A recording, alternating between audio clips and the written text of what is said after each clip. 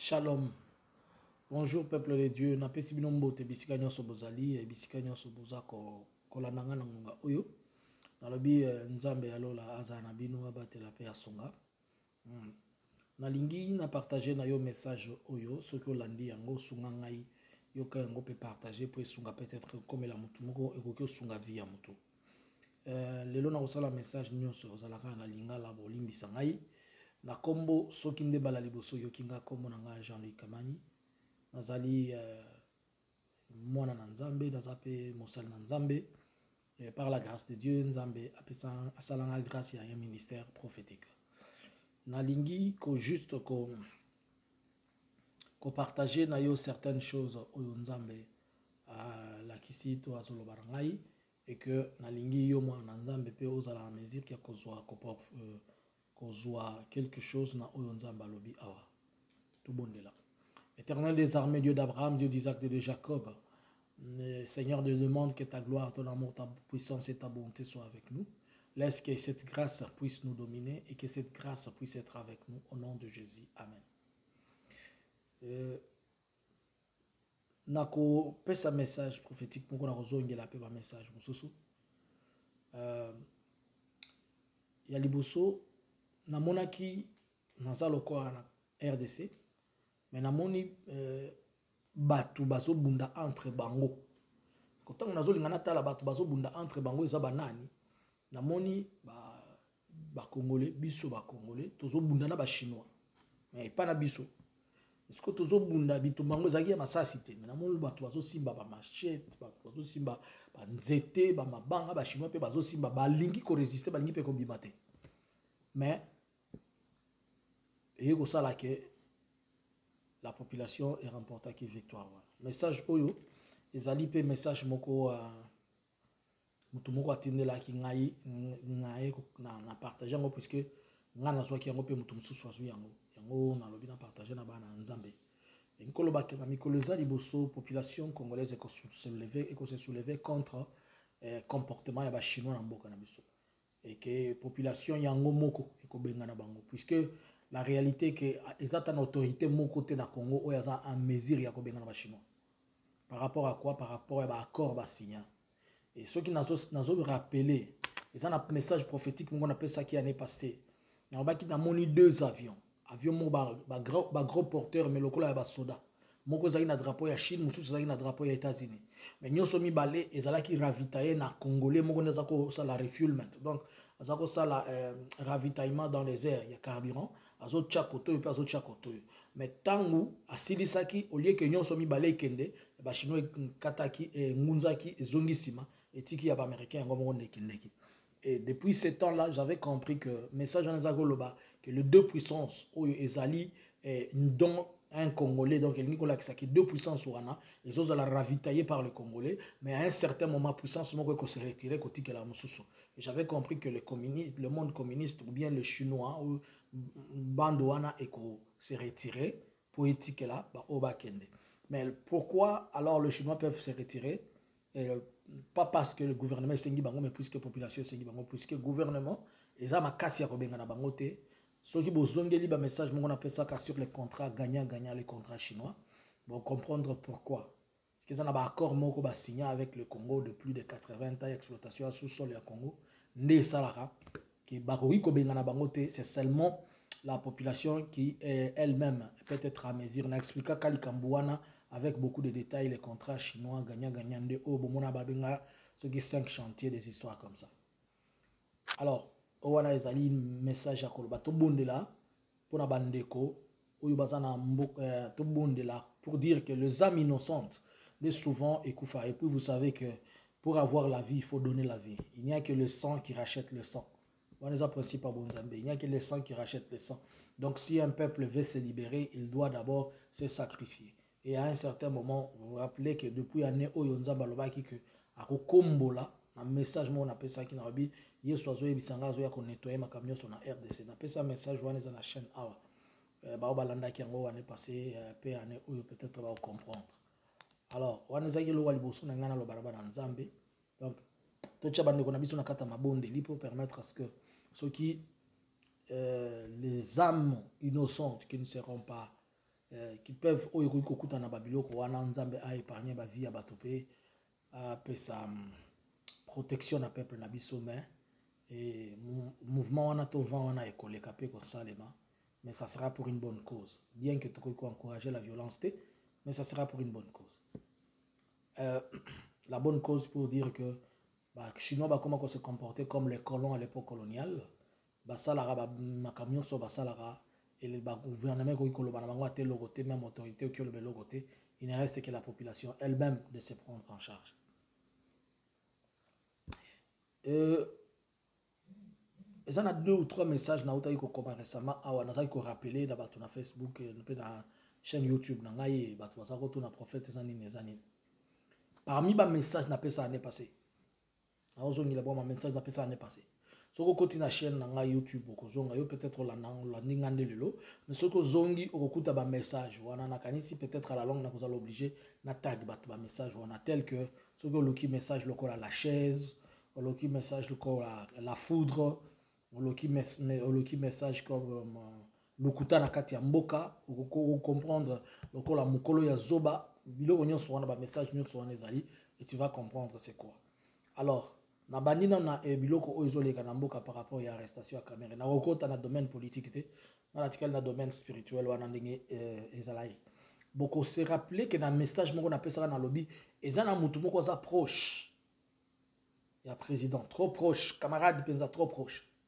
ya président Félix mais mutu wana d'une manière ou d'une autre a osimba biloko na chena chena sel lipeka na ye abimi tango bokomona mutu wana abimi bo banda ko compter oya mayele à compter selon ce que l'esprit révèle à son église et na expliqué kayango et j'avais dit c'était qui à l'époque wana ceux qui peut-être ont tenté ceux qui ont eu le message vont comprendre et pourquoi je te rappelle encore aujourd'hui tant on a ça la analyse wana na lobaka na époque wana biloko bato bazoganga lelo na ba février ba mars tout le ba mars avril l'année passée alors je suis parti vérifier entreprise moko za soki na eza kana avoir à $15,000 na pesa na ba preuve nyonso scientifique alors mais comment dans le bureau ba recopier ça entreprise oyo mbongo oyo ba pesa ngo plus de 750 millions de dollars entreprise moko existe raté pour banda musala et par la même époque wana nde to mona ki ba folie lokola bana ya président ba leki ya président bazo somba ba mituka ba $350,000 ba $450,000 c'est par la même époque wana nde ba mbongo sala ki ba ravage bo mona ki ba extravagance ya ba dépenses ya ba nini et pendant cette époque là nde Ebola za ko sala rage mais ba bazoli ya mbongo et j'avais dit de ça et j'ai parlé j'ai na lobaki en d'une manière ou d'une autre mais alors ce qui lelo nde les problèmes peut apparaître. Si vous avez mayele, vous comprenez, le problème n'est pas l'argent. C'est un autre problème qui est caché. C'est un autre problème politique. Puisque, à l'époque, lui-même le président avait défendu que ça copte et ça détournement et ça cop. La rétrocommission, ça cop. Bon, bien que, on a net le vol, mais ça est là que ça le kanakati à bureau na bango nyoso.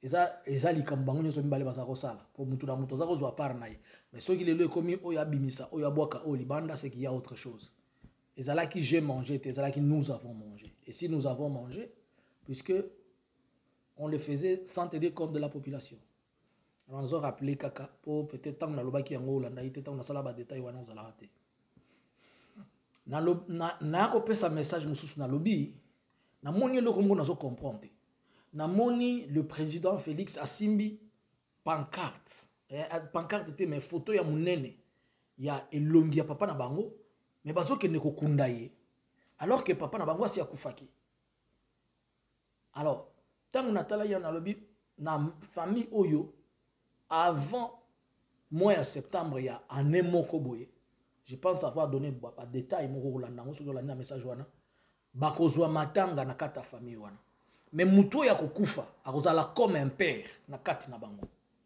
puisque le papa était déjà décédé et na époque wana na lobaki soki bomoni elembo wana bo banda kosala keba po emonani lokola bato wana bazana nyongo moko spirituel et c'est ngeli bafuta naaki ko expliquer yango comment. Plus tard naaki koloba nazomona nzamba meminga na chevet ya Félix, ya président Félix esika lali, mais namoni azosala bandoto moko à répétition. Et puis abengi médecin ya papa na ye, azoyebisa ye nazolota naloti plus de 20 fois les mêmes ndoto oyo papa zayi kolota avant akufa. Et alors il commençait à être inquiet. Nde yango na bisa bango na lobi soki omoni elo na moni na kata famille na bino esprit de mort moko ezotambola. Ekotambola ezotambola ezocirculer. Soki bomoni eloko wana ekomeli bino. Soki pe eloko ya bongo ezotambola, c'est que na famille na bino bozana nyongo moko esengeli bofuta. Soki bomoni esprit de mort en permanence na kata famille bongo, c'est que ils sont redevables spirituellement de quelque chose. Peut-être bazwa ki eloko mutu spirituellement ou bazana contrat moko spirituel basinyaki et que contrat wana et à chaque fois et comme une saison nango esengeli sala biloko sala biloko sala biloko. Je l'avais dit à cette époque-là. Je l'avais dit tant Bourmona a récemment tu koyoka leur oncle qui était comme leur père a uti okufa pe à son âme a uti okufa ce qui bokozala na bososoli et interpellé bino boyebi. Je vais en profiter pour que ce message na mutumo na ebité. Comme on a ye kombo ba pesa yinga ezali Kabundi quelque chose comme ça. Ça secrétaire il y a IDPS je pense. Soko yokinga soko yoki message. Soki batindi yo mission ke na mbujima iko kenete. Soko ke na mbujima. Tango kozonga. Okozwa problème. Kaka na mutu atinda ki. Tango kozonga okozwa problème puisque ba piéger yo, eza piège. Tango kozonga okokota résidence il y a 2 semaines et ça sera le début d'autre chose. Puisque mutu azotindo na mbujima ye moko sengeli akende kuna azokoka azokende sengeli akende kuna mais azokende kuna te. Alingi yondo délégué ye. Biloko nazolo beza spirituel, eza physique te. Mais soko yoki yango. Ekusunga soki po yoki yango te je suis désolé. Alors, ceux qui nazo loba yango boye, les ali pona ko permettre puisque certaines personnes na yoka ba paza otuna prophète eza nyongo nini eza nyongo nini eza nyongo nini. Eza na biloko mosusu na yebisa bino mikolo nyonso ba prophète aloba makambo nyonso ayebite. Eza makambo mosusu boki otuna prophète aloba ayebi na ete nzoka yebi mais ce n'est pas encore le temps. Si vous vous rappelez, tant on appelle ça un message dans Zoloba, tant on appelle ça un message à pilote. Dans le bas qui n'a moni corps à papa na bango, na comprendre te, basa qui na Italie. Mais na Italie côté bazala qui na yebi loko bakenda ko sala kunate, na moni gouvernement qui chasse landi bango e yeli bango mbongo, basenga ka basenga lisungi ya mbongo. Tangu mbongo wane kotaka na famille wana, nde panzaka makambo. Et panzaka makambo comment? Puisque mbongo wana c'était la porte où il créa qui la situation est belle belle na boy ko kideko. Mais plus tard maman ya fait vieux Étienne. Tant que bazala qui trahi par une femme encore proche d'abang.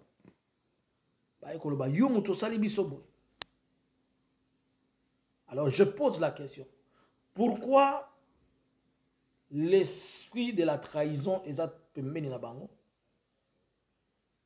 Si eux-mêmes n'ont pas trahi quelque chose, pourquoi esprit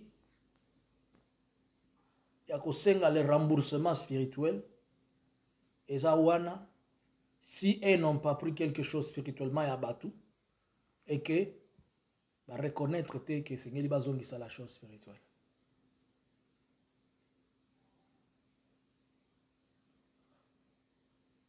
Je me limite par là. Il y a des choses spirituelles qui ne s'expliquent pas et qui sont spirituelles. Ataboloki physiquement, vous comprendre, vous comprendre.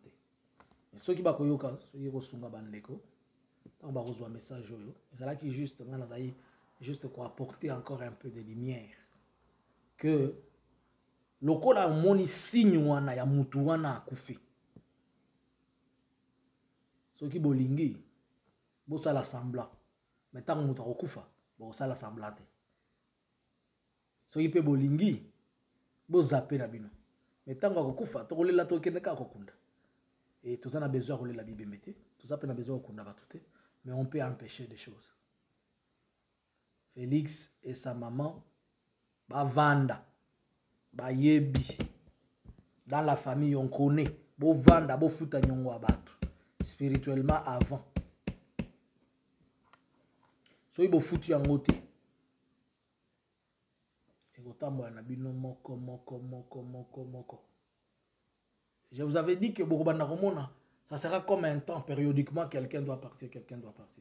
Nayoki yango je ne sais pas. Vous avez remarqué ces derniers temps batebele bazo kufa la présidence on parle du Covid-19 OK. Mais nayoki yango mutu moko azo yebisanga lobby c'est un commentaire à lobby ba confirmer que na mikoleza liboso so bato bakokufa ebele na sillage wana ba cercueil robi mebele na sillage wana. Alors pourquoi seulement la mort est présente wana? Pourquoi la mort elle est présente là-bas? Bosimba ki biloko nani bo offensa ki nani? Bogende bozongisa biloko bato avant le temps. Bino na yebi bo mesana na bino nzambe oboyebi. Bogende kotuna tanzambe oboyebi asunga bi. Soki bongo te. Nous aurons toujours à vous rappeler de musala na biso. Naza musala nzambe musala nanga ko rappeler. Nabi ke boza pe na basala nzambe mususu. O soki bazo sunga bino te, je sais que ba serviteur de Dieu mususu. O boza na bango tant ba oyela bino message akoloba nzambe muto révéla ki eboy na boy. Ata ko kende ko se faire passer que yo muto zwa message wana za problème te. Mais sunga peuple wana, sunga bandeko wana babima na kata libulu wana. Ah wana peut-être on a fait un message wana na lobayi. Je ne suis pas en train de parler du pouvoir. Nazolo bate na ningi baza ba président, ningi baza président. Il y a quelque chose dans la famille où vous devez rembourser. Allez à la source de cette chose. Tant que vous n'avez pas encore remboursé. Et cet esprit-là ne peut pas fuir avec un autre esprit. Et koki mana moli mo mususu te. Kaka moli mo nzambe. Soit vous remboursez et puis vous belé nzambe. Mais ceux qui boke ko luka esprit supérieur likolo nango et koki misango te. Puisque dans le monde spirituel, même les esprits se respectent. Si tu dois à quelqu'un, il faut d'abord rembourser avant de chasser. C'est ça le principe. Nzamba lola, apambola oya yoki. Soko yoki, sunganga partager message na mutu moko, eko sunga ndeko moko, eko salisa, pe ko koma destination. Nga jali ko tu nanga te keza nyongoni. Bango bakolo nyongo ba yebi nyongo. Ngai ezaika ko rappeler bango biloko peut-être bazo sala en cachette to batingi ba to bazo sala semblant. Mais botu na bango ba yebi nyongo wana, botu na bango. C'est une dette spirituelle, je le dis, c'est une dette spirituelle. Qu'ils aillent poser la question s'ils doivent spirituellement à quelqu'un, bazongisa. Ceux qui ont des biloko abatu, bazongisa. Ceux qui ont des pouvoirs abatu, bazwakae. Bon, kende kuna même na source, ceux qui dépêchent, bandaka ndengini, ceux qui mataka ndengini, ceux qui na yebi lote. Ngana zo psebno ka vo futa nyongo avant qu'il ne soit trop tard. Que Dieu vous bénisse. Shalom. Pour me contacter, mon WhatsApp, il est là, c'est le plus facile, le plus 46 73 95 76 742. Et autre chose, je suis chaque fois connecté le mardi à 19h30 pour les enseignements, le samedi à partir de 19h30 pour la prédication. Nous avons invité bien dans la prière à 30h. Donc ça, la 30 heures de prière à partir de 20, il y a les 20, il y a les 19. J'en profite aussi pour nous repérer ça. Les messages que j'avais reçus à propos de l'événement de la situation. Puisque vous devez essayer de prier, que ça la prière et remerciement, comme les saisons et les temps ont changé. Les temps ont changé. Nzamba ça sali oya bon Nzambe alors etikali skobiso to ça la partie na biso. Shalom shalom.